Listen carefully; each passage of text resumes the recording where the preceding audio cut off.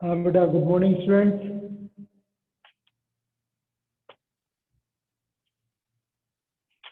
जो बेटा आपके सिलेबस में हमने जो चैप्टर रखे हैं, है ना, उसमें मैंने चैप्टर आपको 8 रिवीजन के लिए दिया था, वो आपने रिवाइज कर लिया होगा। ठीक है, अब मैं कोई चैप्टर 9 आपको रिवाइज करा रहा हूँ।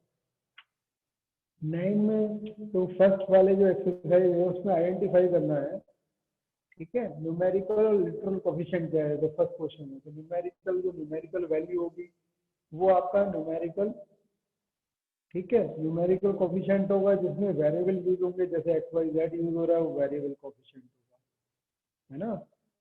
सेकंड क्वेश्चन में क्या करना है आपको, मोनोनोमियल, बाइनोमियल एंड ट्राइनोमियल बताना है।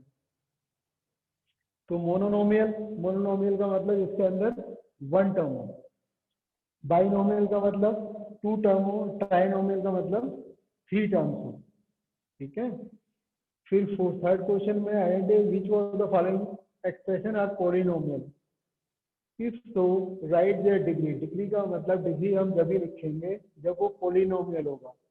ठीक है, जैसे फॉर एग्जांपल अगर इस तरीके से लिखा हुआ है 5x² + 2x, ये आपका पॉलिनोमियल है और इसकी डिग्री कितनी है, वो 2 है। सपोज करो कहीं कहीं पर ऐसे लिखा हुआ मिल जाता है 5x² + 2/x, है ना, तो ये जो है आपकी पॉलिनोमियल जो है ये नहीं है और इसकी डिग्री भी डिफाइन नहीं है। ये यहाँ पर पावर, क्योंकि x टू दी पावर क्या हो जाएगी आपकी, माइनस में हो जाएगी, ये आपको ध्यान रखना है।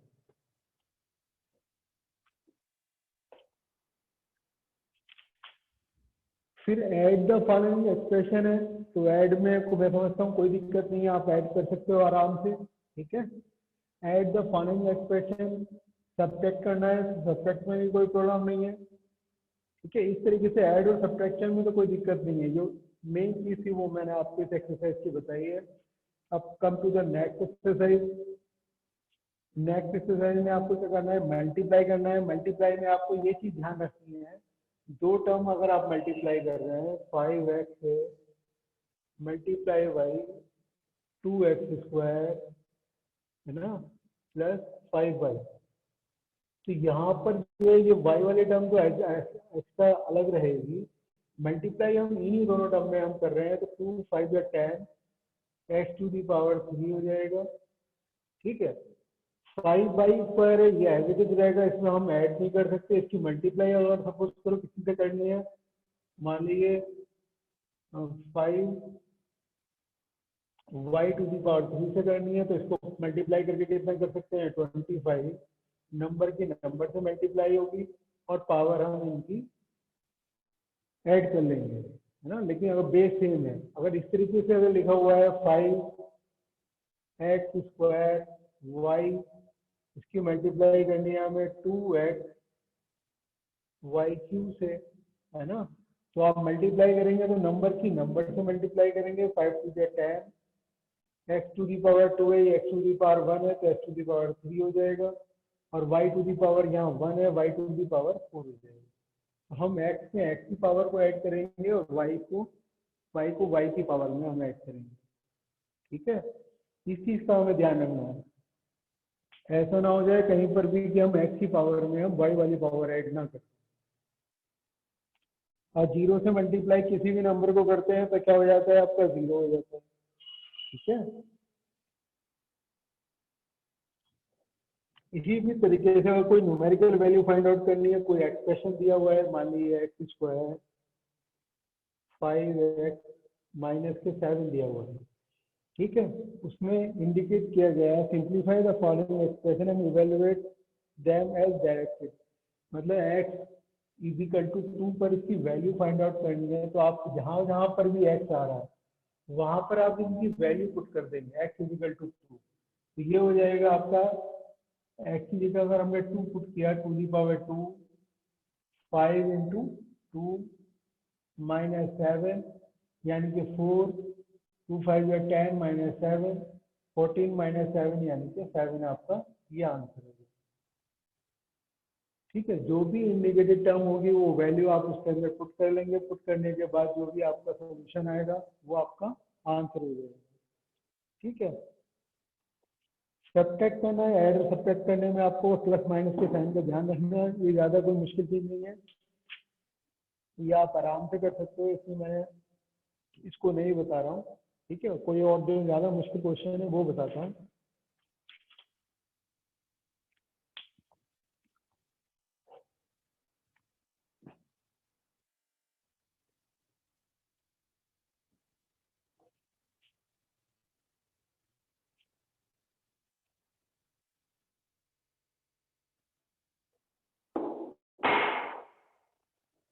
देखो मल्टीप्लाई करना है 5x माइनस 2 की मल्टीप्लाई अगर सपोज करो करनी है 2x प्लस 4 से,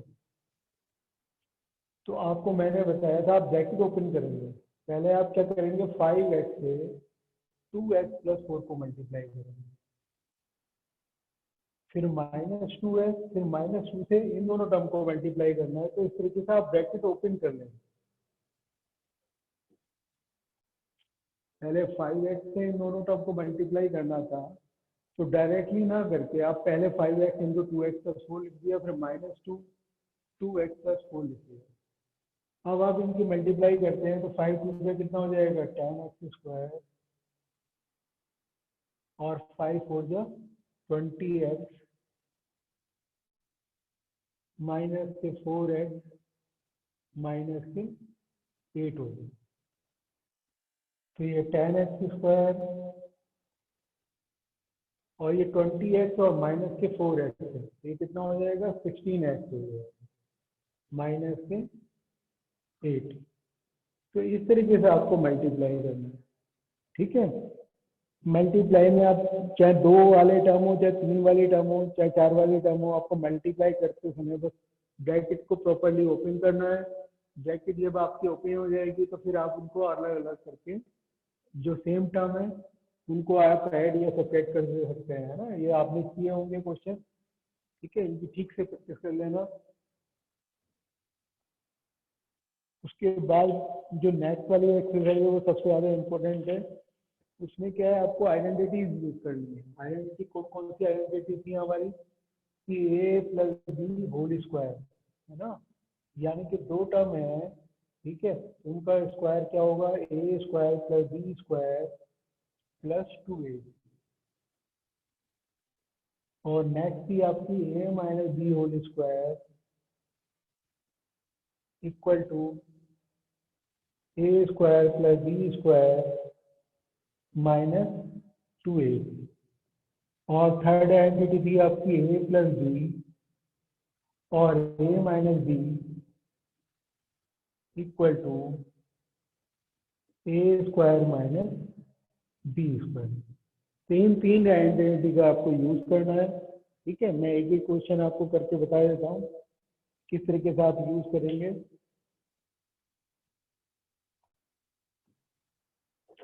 आप कोई भी एग्जाम्पल ले लीजिए, है ना। मान लीजिए आपने एक कोई भी टर्म ले लीजिए, चाहे आप 2x माइनस के वाई स्क्वायर का होल स्क्वायर, इसको ओपन करना है। ठीक है, तो देखो माइनस का है तो माइनस वाले आप आइडेंटिटी यूज करेंगे। यहाँ पर आप देखो कि a की जगह 2x है, b की जगह कितना है वाई स्क्वायर, तो आप इसको लिख सकते हैं 2x का square plus Y square whole square minus के 2ab। a की जगह 2x और b की जगह वाई स्क्वायर, तो यानी कि ये हो जाएगा आपका 4x square plus Y to the power 4 हो जाएगा स्क्वायर ना, टू दी पावर 2 है तो वाई टू दी पावर 4 हो गया। 2 2 जा 4 माइनस के 4xy स्क्वायर। ठीक है, बस इसमें आपको इतना ही काम करना है बस। ठीक है, इसमें जो है हमारी आइडेंटिटी है माइनस वाली है तो माइनस वाली हम यूज कर लेंगे। अगर कहीं पर ये लिखा होता, ठीक है, एक्स स्क्वायर माइनस के 81, इसको हमें फैक्टराइज करना है, तो इसमें हम कौन सी आइडेंटिटी लगा सकते हैं। ये देखो ए स्क्वायर माइनस बी स्क्वायर जो राइट हैंड साइड में लिखा हुआ है, इसको हम एक्स स्क्वायर माइनस 9 का स्क्वायर लिख के तब हम इसके प्रोडक्ट में लिख सकते हैं x माइनस 9 और x प्लस 9, ठीक है। वो आपको कहते हैं कि राइट इन प्रोडक्ट, है ना। ये तो अभी हमने जो सेपरेटली लिखी हुई टर्म है, अगर इनको प्रोडक्ट में लिखना है या इसको फैक्टराइजेशन बोला जाता है, फैक्टराइज करना है, तब आप उसको ये आइडेंटिटी लगा सकते हैं। इसी क्वेश्चन में ये गिवन है कि आपका a माइनस के 7, ठीक है, और a प्लस के 7, तो आपको क्या यूज करना है, तब इसका रिवर्स कर लेंगे। तो जैसे a माइनस 7 और a प्लस 7 है, तो क्या हो जाएगा, a स्क्वायर माइनस 14 हो जाएगा, 7 का स्क्वायर। तो दोनों ही तरीके से हम इस आइडेंटिटी का यूज कर सकते हैं, ठीक है। अगर प्रोडक्ट में दिया हुआ है, अगर उन्होंने जैसे बोला है, उसी तरीके से हम उसको यूज कर सकते हैं। तो जो न्यूमेरिकली वैल्यू फाइंड आउट करनी है, तो न्यूमेरिकल वैल्यू भी हम इसी तरह फाइंड आउट करेंगे। और इसे एल्जेब्रिक कर लीजिए, तब भी एल्जेब्रिकली। इसमें बहुत टाइप के क्वेश्चन है ना, सारे क्वेश्चन तो नहीं बताए जा सकते इस समय, ठीक है। जो मेरे को लग रहा है वो ऑल टाइप्स के बताने की कोशिश कर रहा हूँ, मुश्किल मुश्किल हो सकते हैं। देखो एक क्वेश्चन है x माइनस 1/7, क्वेश्चन नंबर 9 है इसमें।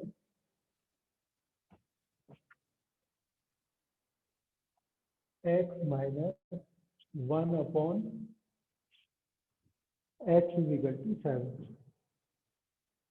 आपको वैल्यू फाइंड आउट करनी है x square plus 1/x square. तो ये वैल्यू आपको फाइंड आउट करनी है। तो ये वैल्यू फाइंड आउट करने के लिए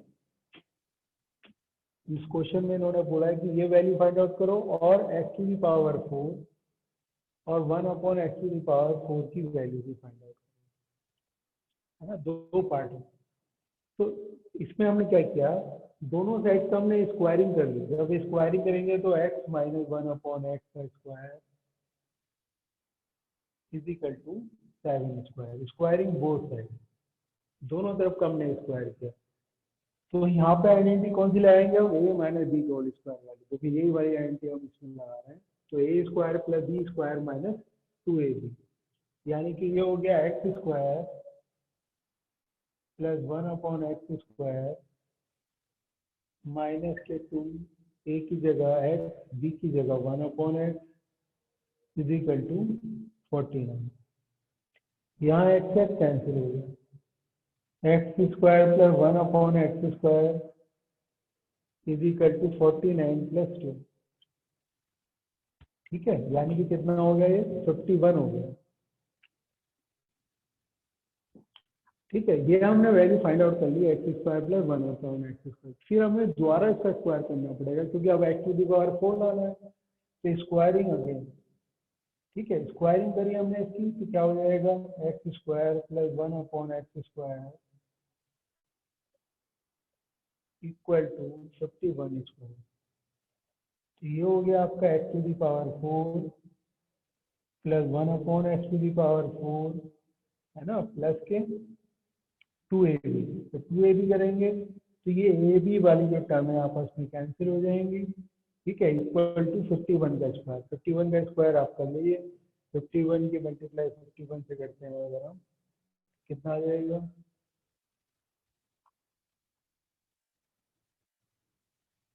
2601 आ रहा है। तो 2 माइनस हो जाएगा इसमें, है ना। तो ये हो जाएगा 2 माइनस करते हैं अगर इसके अंदर से, अलाइन में से 2 माइनस किया 9, तो 259 है आंसर, है ना। ये वाला जो वाली टर्म है 2, ठीक है। इसको दूसरी तरफ ले जाएंगे तो माइनस करेंगे, कितना आ जाएगा, 259। ये हमारा आंसर है, ठीक है। इस टाइप के क्वेश्चन जो है आपको करने पड़ेंगे। इसमें आपने अगर नहीं किए हैं तो आप इस तरीके के क्वेश्चन आप करके देखना, ठीक है। तो जो ये तो हमने बताया आपको प्रोडक्ट के और आइडेंटिटी आए क्वेश्चन, ठीक है। अब आगे वाले देखते हैं। उसमें है डिवीजन वाले, डिवीजन वाला काम थोड़ा मुश्किल है, ठीक है। देखो कैसे करते हैं।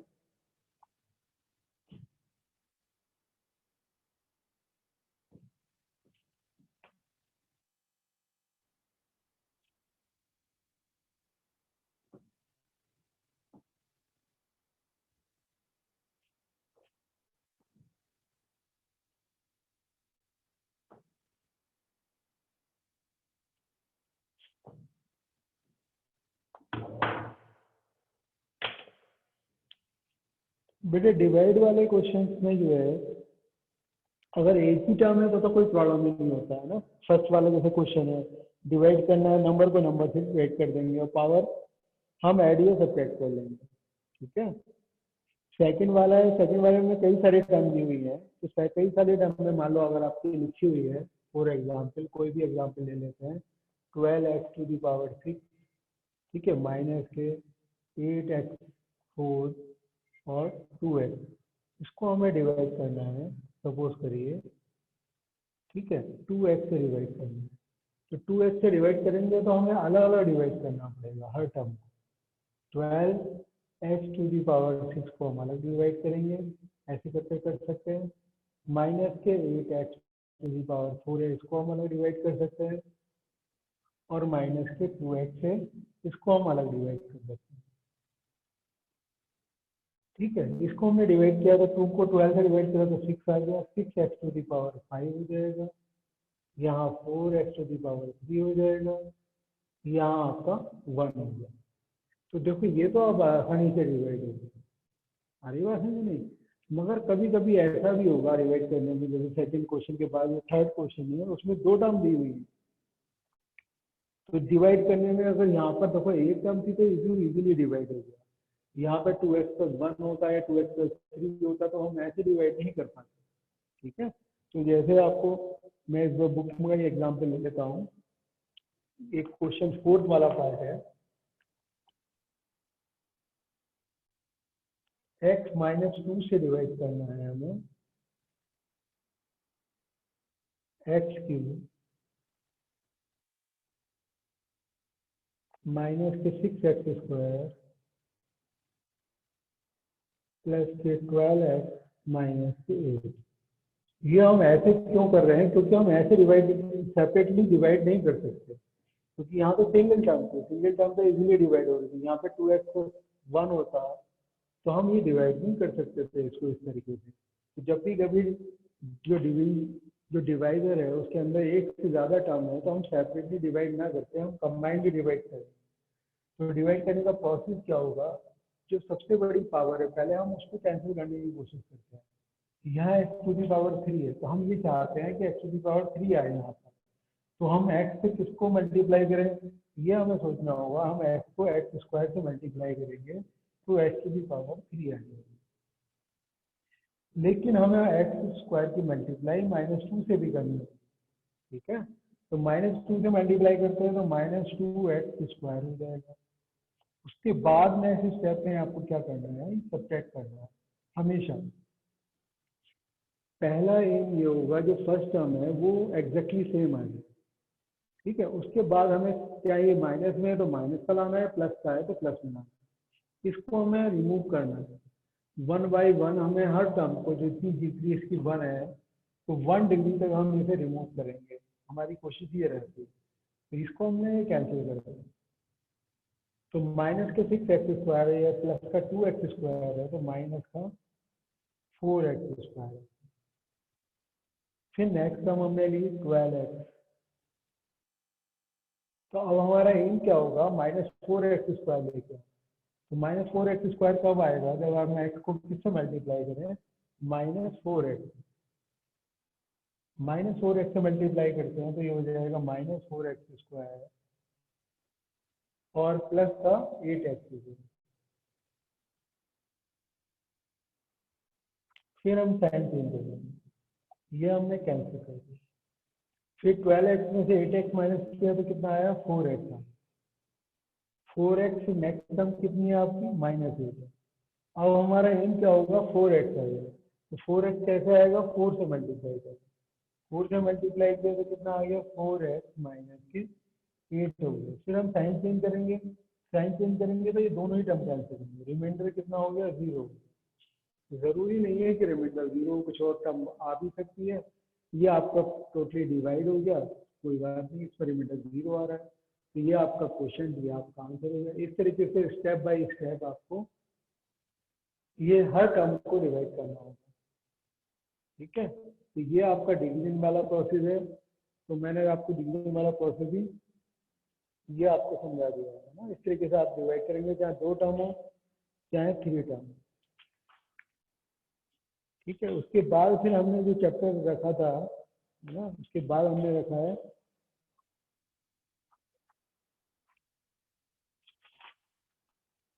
डाटा हैंडलिंग का, है ना, ये चैप्टर 16 है। तो डाटा हैंडलिंग में क्या है, डाटा हैंडलिंग में आपको बहुत सिंपल है, इसमें आपको ग्राफ बनाने हैं। ग्राफ बनाने के लिए 3 टाइप्स के ग्राफ है ना। इसमें क्या क्या ग्राफ बनाना है आपको, एक तो बार ग्राफ है। बार ग्राफ में क्या करना है, आपको रेक्टेंगल की शेप में बनाने होते हैं इस तरीके से। और यह ध्यान रखता है कि रेक्टेंगल की जो विड्थ है वो बराबर लेते हैं और गैप भी दोनों में बराबर रखते हैं, है ना।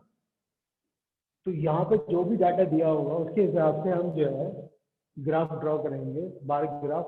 तो बार ग्राफ में ये इस तरीके से आपको बनाना है, ठीक है। और बार ग्राफ के बाद जो दूसरा डबल बार ग्राफ होता है, डबल बार ग्राफ हम वहाँ यूज करते हैं जहाँ कंपैरिजन करना होता है दो चीज़ों का, है ना। दो टीम है, दो टीम ने कितने रन बनाए उनको जब हमें करना होगा, तब हम क्या करेंगे, दो दो तीन ग्राफ को इस तरीके से मिला के बना देंगे, इस तरीके से कंबाइन, है ना। टीम ए है, ये टीम बी है। कि पहले मैच में उन्होंने स्कोर किया, इसने सपोज करो स्कोर किए 120 रन, इन्होंने स्कोर किया आपके 160 रन। तो इस तरीके से दोनों को कंपेयर करने के लिए हम यूज करते हैं। तो अगले मैच में दिखाना है, अगले वाले मैच में दिखाना है कि ए टीम ने ज़्यादा किया और बी टीम ने कम किया। तो इससे इजीली पता चल जाता है कंपेयर करके कि कौन सी टीम की परफॉर्मेंस किस मैच में कैसी है। ये आपके बार ग्राफ, ठीक है। बार ग्राफ में ही, ये भी बार डबल बार ग्राफ है, इसमें जो है ना कंपैरिजन में हम इसका यूज करते हैं, ठीक है। फिर उसके बाद था उसका हिस्टोग्राम का, है ना। हिस्टोग्राम में क्या है, हिस्टोग्राम में हम विदाउट गैप बनाते हैं। मतलब हिस्टोग्राम में अगर आपको बनाना है तो इसी तरीके से आपको बनाना होगा कि पहला डाटा बनाया आपने, फिर दूसरा वाला बनाया, इसमें गैप नहीं करते, तो इतना फर्क है।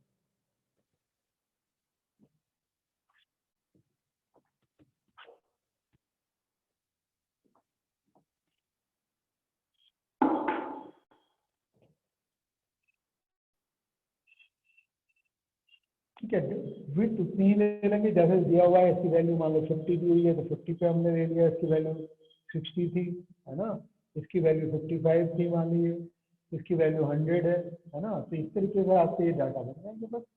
इसके हिसाब से आप मार्क करके ग्राफ पेपर पे या अपना स्केल का यूज करके भी आप नॉर्मल पेपर पे भी बना सकते हो जैसे मैंने बनाया। तो ये 3 तरह के ग्राफ है, आपको ये ध्यान रखना है कि बार ग्राफ में हम क्या करते हैं और कंपेरेटिव ये भी डबल बार ग्राफ है और ये हिस्टोग्राफ है। हिस्टोग्राफ में विदाउट गैप बनाते हैं, बस ये ध्यान रखना।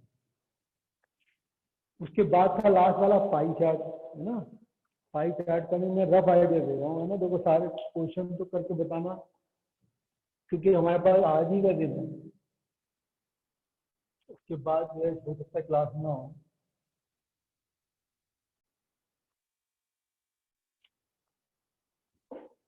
ये क्योंकि आप सामने होते तो आपको सामने बनवा के देख लिया जाता है। तो बच्चों की जो प्रॉब्लम आती है जनरली वो कहाँ आती है, सर्किल तो सारे बच्चे बना लेते हैं, है ना। तो सर्किल बनाने के बाद और सबकी हम डिग्री में वैल्यू निकाल लेते हैं जो भी डाटा दिया हो, है ना। जैसे एक बच्चे में जो नंबर है ना, सपोज करिए कि है ना उसके 100 मार्क्स में से, ठीक है, टोटल मार्क्स 100 है, मैथ्स में 40 मार्क्स आते हैं।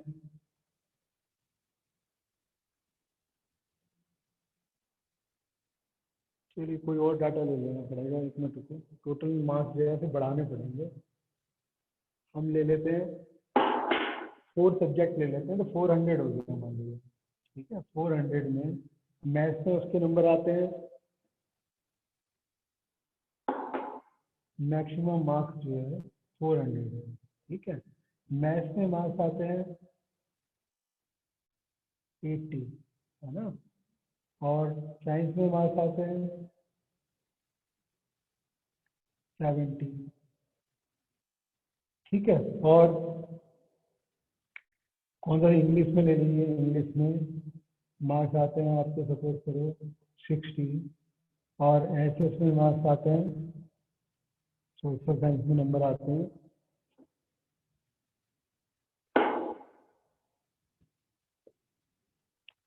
सपोज करो 80 आते हैं या 90 कर लो, कोई बात नहीं, कोई भी वैल्यू ले सकते हैं, है ना।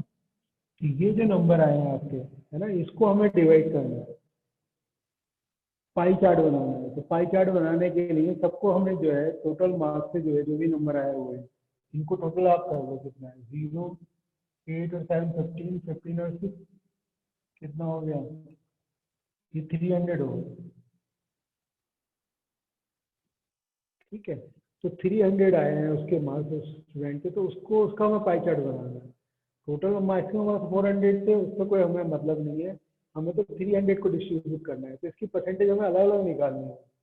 तो परसेंटेज हमें निकालने के लिए 80 अपॉन 360 अपॉन 300 इंटू 360 करना होगा। इसकी वैल्यू हमें डिग्री में निकालनी होगी। तो डिग्री में आप निकालेंगे, ठीक है, तो डिग्री में निकालने के लिए 0 से आप 0 कैंसिल कर दो, इस 0 से 0 कैंसिल कर लो, इसकी वैल्यू कितनी आ गई, 3 1 3, 3 2 12, ये 96 डिग्री आ गई। ठीक है, पहला वाला ये मैथ्स का आ गया। ठीक है, तो यहाँ पे हमने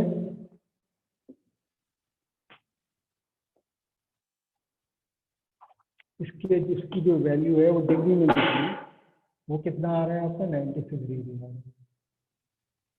इसी तरीके से हमने साइंस का निकाला, साइंस का निकालने के लिए क्या करेंगे, 70 अपॉन 300, है ना, इंटू 360 करेंगे। तो 360 करेंगे तो ये 0 से हमने ये 0 कर लिया, 0 से 0 कैंसिल हो गया, ये भी 12 हो गया, ये कितना आ रहा है 84 डिग्री आ रहा है। इसी तरीके से ये 72 डिग्री आ जाएगा, ये 108 डिग्री आ जाएगा, है ना। आप ये चेक कर लो कि 360 आ रहा है नहीं आ रहा है। 6 और 4 10 और 2 12 और 8 कितना हो गया, 12 और 8 20, 2 9 11, 11 8 19 और 7 26। ठीक है, 360 डिग्री। तो टोटल मैक्सिमम मार्क्स तो 400 थे, लेकिन उस बच्चे के 100 में हमने 4 सब्जेक्ट लिए, तो 4 सब्जेक्ट में जो वैल्यू आ रही है उसको हमें पाई चार्ट में शो करना है। तो पाई चार्ट में शो करने के लिए आप क्या काम करोगे, पहले आप सेंटर से कहीं पर भी एक लाइन ड्रॉ कर लोगे, कहीं पर भी ड्रॉ कर सकते हो। वहां से आप पहला मैथ का नंबर का अगर 96 डिग्री का एंगल बनाना है तो डी आप रखेंगे इसके ऊपर। तो जिधर की तरफ ये लाइन है वहां आप 0 से काउंट करना शुरू करोगे तो 96 डिग्री वो यहाँ पर आ जाएगा। ये 96 डिग्री हो गया, तो यहाँ पर आप क्या लिख देंगे, मैथ लिख देंगे। ठीक है, उसके बाद आपका साइंस का है, साइंस का 84 डिग्री है, तो अब डी को आप इस लाइन के ऊपर रखेंगे। ठीक है ना, जब डी को इस लाइन के ऊपर रखते हैं तो कितना है, 84 डिग्री है, तो ये 84 डिग्री है।